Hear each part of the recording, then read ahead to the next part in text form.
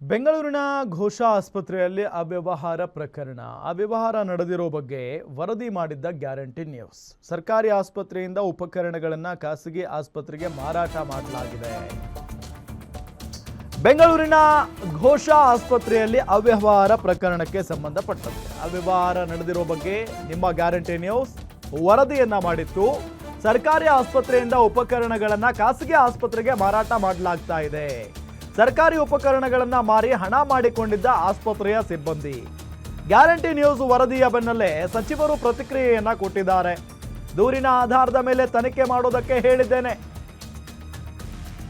ತನಿಖೆಯ ನಂತರ ತಪ್ಪಿತಸ್ಥರ ವಿರುದ್ಧ ಕ್ರಮವನ್ನ ಕೈಗೊಳ್ಳುತ್ತೇವೆ. ಕಲಬುರಗಿಯಲ್ಲಿ ಸಚಿವ ಶರಣ್ ಪ್ರಕಾಶ್ ಪಾಟೀಲ್ ಹೇಳಿಕೆಯನ್ನ ಕೊಟ್ಟಿದ್ದಾರೆ.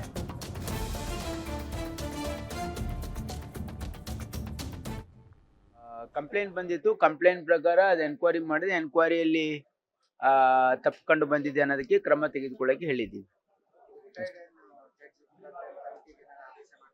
ಅದು ಮುಂದೆ ನಾವು ನೋಡೋಣ. ಫುಲ್ ರಿಪೋರ್ಟ್ ನೋಡಿದ್ಮೇಲೆ ಆದ್ಮೇಲೆ ನಿರ್ಣಯ ಮಾಡ್ತೀವಿ.